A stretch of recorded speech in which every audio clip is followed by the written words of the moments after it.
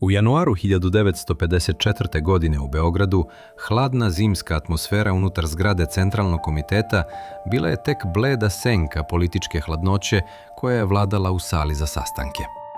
Milovan Đilas, jedan od četvorice najmoćnijih ljudi u državi, sedeo je pred gotovo kompletnim vrhom Jugoslavije. Ljudi sa kojima je proveo godine u ilegalnom radu, vodio krvavi partizanski rat i gradio potpuno novo društvo, sada su sedeli nasuprot njega kao sudije. Odlučivali su o tome da li za njega uopšte više postoji mesto u partiji i u javnom životu zemlje koju je stvarao. Među tim ljudima, posmatrajući situaciju sa mešavinom hladne proračunatosti i apsolutne lojalnosti poretku, sedeo je Vladimir Bakarić. Čovek koji je retko govorio najglasnije, koji nikada nije težio prividnim scenskim trijumfima, ali koji je gotovo uvek uspevao da ostane u samom centru moći, uz Tita. Taj trenutak označit će početak kraja političke karijere najpoznatijeg jugoslovenskog disidenta. Ali kako je zapravo došlo do ovog dramatičnog sloma? Zašto je Josip Broz Tito odlučio da ukloni jednog od svojih najbližih saradnika, čoveka koji mu je bio desna ruka u najtežim trenucima? Zašto su se Đilasovi nekadašnji drugovi tako brzo i bezobzirno okrenuli protiv njega? I koja je bila stvarna uloga Vladimira Bakarića u celom tom procesu? Da li je on samo sledio neminovnu odluku partijskog vrha ili je svojom taktičkom pozicijom i uticajem ključno pomogao da Đilas ostane potpuno izolovan i bez saveznika na političkoj sceni? Da bismo razumeli dubinu ovog sukoba, moramo se vratiti na godine pre Đilasovog pada i sagledati ko je on zapravo bio u hijerarhiji nove Jugoslavije. Milovan Đilas nije bio običan funkcioner. On je bio oličenje revolucionarnog žara, ratni komandant, glavni partijski ideolog i čovek čija je reč oblikovala svest miliona ljudi. Tokom rata i neposredno nakon njega, Đilas je bio verni stub režima, čovek zadužen za propagandu, kulturu i partijsku liniju. Postoji duboka istorijska ironija u činjenici da je upravo čovek koji je svesrdno učestvovao u izgradnji strogo kontrolisanog, autoritarnog jednopartijskog sistema, kasnije postao njegov najradikalniji i najpoznatiji kritičar sa prostora Istočne Evrope. Pre nego što je postao borac za slobodu reči, Đilas je bio deo mehanizma koji je tu slobodu surovo ograničavao, eliminišući svaku građansku i političku opoziciju u posleratnim godinama. Sistem koji je stvorio nije tolerisao drugačije mišljenje, a Đilas je te zakone partije i sam sprovodio bez oklevanja. Međutim, prekretnica koja je promenila sve dogodila se 1948. godine, kada je Jugoslavija rekla istorijsko ne Staljinu i Sovjetskom savezu. Taj sukob je primorao jugoslovenske komuniste da potraže sopstveni put i opravdanje zašto su bolji od sovjetskog modela. Đilas je bio taj koji je dobio zadatak da osmisli novu ideologiju. Tražeći to novo opravdanje, Đilas je počeo da se kreće stazom koja će ga odvesti predaleko. Počeo je da piše seriju članaka za list Borba, u kojima je podvrgao oštroj kritici samu srž sistema koji je gradio. Njegovi tekstovi nisu više bili samo teoretska razmatranja marksizma, postali su direktan napad na jugoslovensku stvarnost. Đilas je počeo otvoreno da kritikuje birokratiju, sve veće privilegije partijskih funkcionera, njihove vile, zatvorene prodavnice, luksuzne automobile i izolaciju od običnog naroda. Tvrdio je da se stvara jedna nova, povlašćena elita koja gubi vezu sa radničkom klasom i ideali revolucionarne borbe.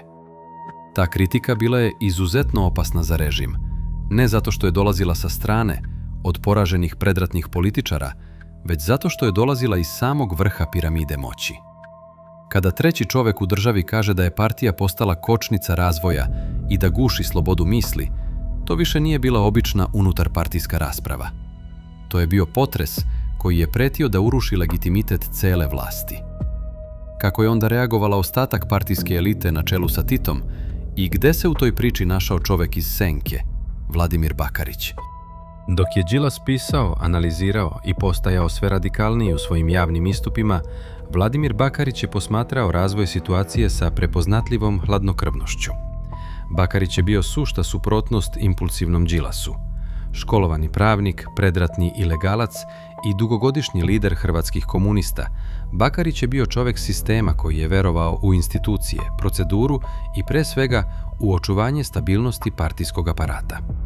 Nije patio od potrebe da bude u centru pažnje haut, ali je njegova politička težina u Jugoslaviji bila ogromna. Njegov politički karakter odlikovali su oprez, strpljenje i izuzetna preciznost u proceni odnosa snaga. Bakarić je bio tip političara koji je savršeno dobro znao kada treba podržati ekonomske reforme i decentralizaciju, a kada je neka ideja prešla nevidljivu, ali smrtonosnu crvenu liniju koju Josip Broz Tito nikada neće dozvoliti da se pređe. Kada uporedimo Đilasa i Bakarića, vidimo dva potpuno različita modela ponašanja unutar komunističkog pokreta. Đilas je postajao sve otvoreniji, direktniji i spremniji da rizikuje sve zarad svojih ideja, ne mareći za taktičke saveze i političke posljedice. Bakarić je, sa druge strane, pažljivo birao kada će govoriti, kada je mudrije ćutati, a pre svega na koju stranu i u kom trenutku treba stati kako bi se očuvao poredak. On je shvatao ono što Đilas u svom idealizmu ili političkom slepilu nije želeo da vidi, da sistem ne trpi avanturizam. Koja je zapravo bila ta Titova crvena linija preko koje se nije moglo preći? Tito i jugoslovensko rukovodstvo su u tom periodu bili spremni da razgovaraju o uvođenju radničkog samoupravljanja, o smanjenju savezne birokratije i o izvesnoj meri ekonomske decentralizacije. To su bile reforme koje su državu udaljavale od sovjetskog centralizma. Ali ono što Tito nikada, ni pod kojim uslovima, nije mogao da prihvati, bio je politički pluralizam, uvođenje višepartijskog sistema ili bilo kakvo slabljanje monopola vlasti Saveza komunista.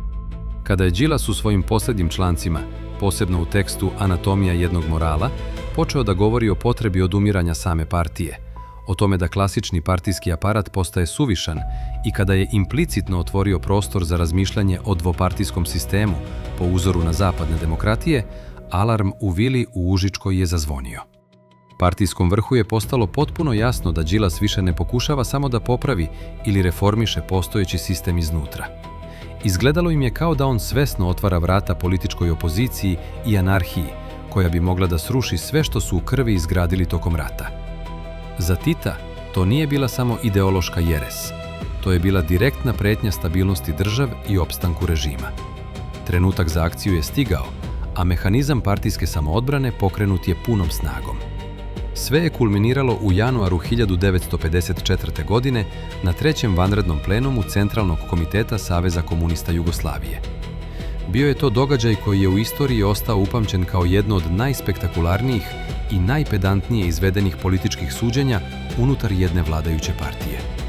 Atmosfera u sali bila je prožeta teškim osjećajem napetosti i neizbežne propasti za optuženog. Milovan Đilas je sedeo sam, dok su se oko njega smjenjivali njegovi dojučerašnji saborci, prijatelji i saradnici. Jedan po jedan, ljudi sa kojima je delio sudbinu u rovovima Sutjeske i Neretve, izlazili su za govornicu kako bi potvrdili da je Đilas prešao dozvoljenu granicu, da su njegove ideje štetne, buržoaske i da direktno ugrožavaju interese radničke klase i revolucije. Na tom plenumu se lomila sudbina ne samo jednog čoveka, već i pravca kojim će Jugoslavija ići u narednim decenijama. Stavovi Milovana Đilasa su jednoglasno osuđeni, a on je optužen za frakcinaštvo i delovanje suprotno partijskoj liniji. Politička presuda je bila doneta i pre nego što je formalno glasanje otpočelo, a sam proces je poslužio kao demonstracija monolitnosti partije pred bilo kakvim pokušajem unutrašnjeg cepanja. U tom orkestriranom procesu uloga Vladimira Bakarića bila je od izuzetnog značaja, iako se o njoj u širim istorijskim krugovima manje govorilo nego o istupima Tita ili Kardelja. Nemamo pouzdanih historijskih dokaza koji bi potvrdili da je Bakarić lično iz senke organizovao ceo Đilasov pad ili da je bio glavni kreator te političke likvidacije. Međutim, njegova uloga se mora tumačiti kroz prizmu partijske dinamike i značaja koji je imao kao lider jedne od najvažnijih jugoslovenskih republika, Hrvatske. Bakarić je bio čovek čija je reč imala težinu među partijskim kadrovima koji su možda i sami naginjali ka nekim reformama i modernizaciji. Kada je takav čovek, poznat po svom intelektualnom pristupu i umerenosti, javno i bez oklevanja stao na stranu partijske osude Đilasa, poruka je bila jasna svima. To je značilo da Đilas nema i neće dobiti podršku ni od onih struja u partiji koje su smatrane liberalnijim ili sklonijim decentralizaciji. Bakarićeva podrška Titovom stavu poslala je signal celom aparatu da je jedinstvo partije apsolutni prioritet koji stoji iznad svih unutrašnjih neslaganja.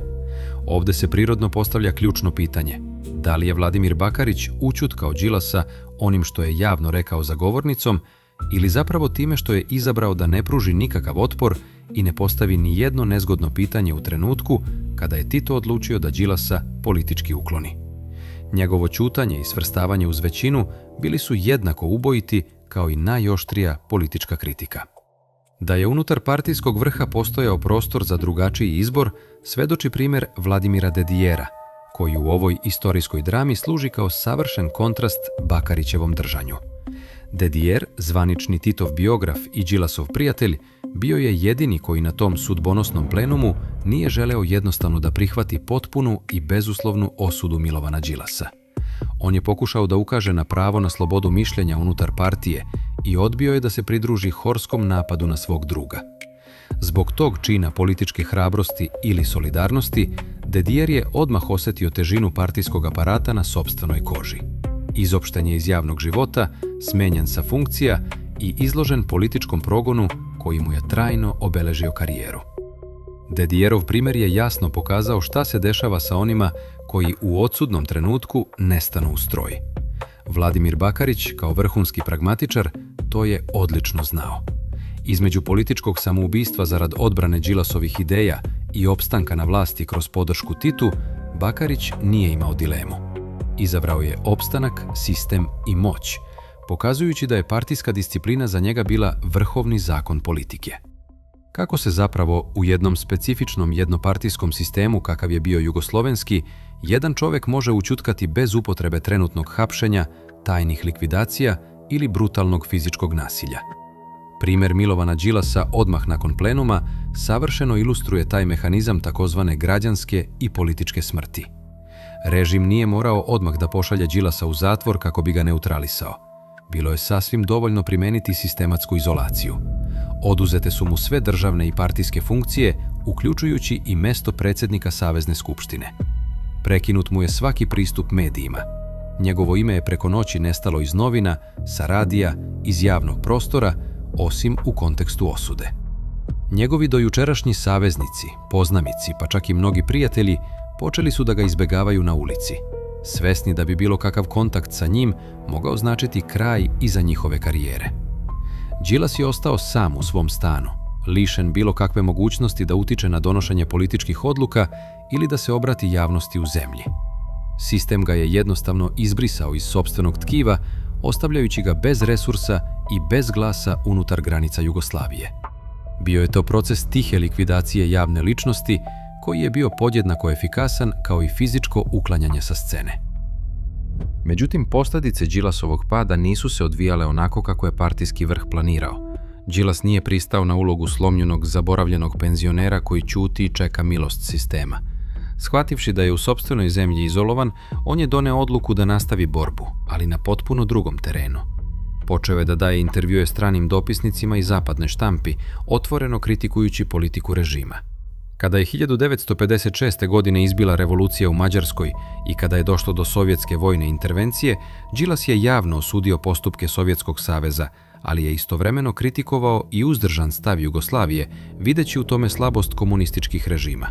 Zbog tih istupa, vlasti su konačno posegnule za represivnim merama. Đilas je uhapšen, izveden pred sud i osuđen na višegodišnju robiju u kazneno-popravnom domu u Sremskoj Mitrovici, u istoj onoj tamnici u kojoj je ležao kao kraljevski zatvorenik pre Drugog svjetskog rata.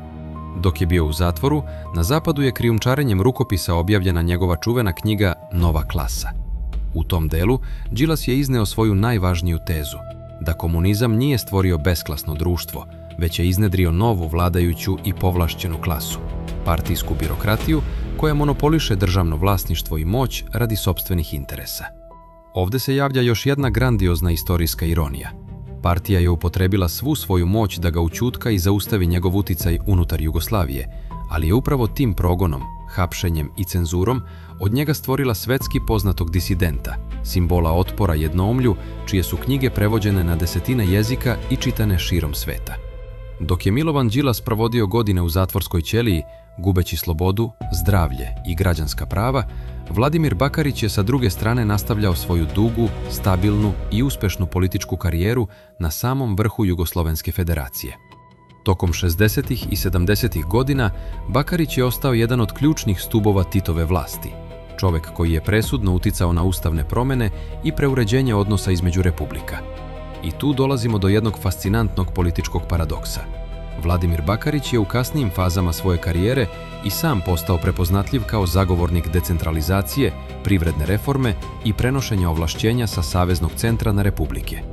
Na neki način, podržavao je ideje koje su imale dodirnih tačaka sa potrebom menjanja rigidnog sistema, ali postojala je jedna, suštinska i nepremostiva razlika između njegovog i Đilasovog pristupa. Bakarić je sve te reforme, promenu ustava i decentralizaciju zagovarao isključivo unutar postojećeg jednopartijskog sistema, pod strogom, apsolutnom kontrolom Saveza komunista i uz Titov blagoslov. On je bio svestan da reforme služe da bi se sistem prilagodio i preživeo, a ne da bi se doveo u pitanje. Ključna razlika bila je u tome što je Đilas u svom radikalizmu doveo u pitanje sam monopol vlasti partije, tražeći slobodu izvan njenih okvira, dok je Bakarić savršeno precizno znao dokle te promene smeju da idu i gde se nalazi granica koja garantuje opstanak vladajuće klase. Kada sa istorijske distance posmatramo ove dramatične događaje iz sredine 50. godina, postaje potpuno jasno da Milovana Đilasa nije uklonio niti uništio samo jedan čovek. Njegov pad nije bio rezultat isključivo lične sujete Josipa Broza Tita ili pojedinačne zavere nekog od njegovih saradnika.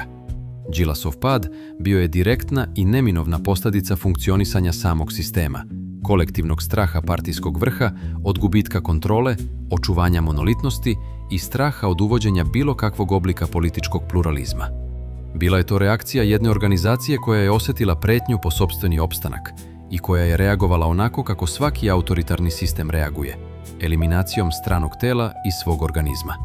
U tom složenom i nemilosrdnom mehanizmu partijske samoodbrane, Vladimir Bakarić je izuzetno važan kao simbol onog tišeg, racionalnijeg i pragmatičnijeg dela tog aparata. Bakarić nije morao da bude najglasniji kritičar, niti glavni progonitelj koji javno blati bivšeg druga. Za uspeh sistema bilo je sasvim dovoljno da on, sa celokupnim svojim autoritetom i uticajem, stane čvrsto uz Tita i poredak u onom prelomnom trenutku kada je Đilas ostao potpuno sam na brisanom prostoru. Njegovo svrstavanje uz pobedničku stranu obezbedilo je nesmetano funkcionisanje mehanizma koji je Đilasa gurnuo u istorijsku i političku marginu. Iz one hladne sale Centralnog komiteta tog januara 1954. godine dvojica ljudi su izašla sa potpuno različitim sudbinama koje će obeležiti istoriju ovih prostora. Jedan čovek, Milovan Đilas, izašao je iz te prostorije bez i jedne funkcije, izbačen iz partije koju je stvarao, napušten od prijatelja i osuđen na decenije izolacije, zatvora i policijskog nadzora. Drugi čovek, Vladimir Bakarić, ostao je unutra, čvrsto uz Tita, zadržavši sve svoje privilegije, moć i uticaj koji će koristiti da oblikuje sudbinu Jugoslavije u narednim decenijama. Na prvi pogled, istorija je u tom trenutku jasno proglasila pobednika i poraženog. Ali vreme donosi sopstvene istorijske sudove koji često nadrastaju trenutne političke trijumfe.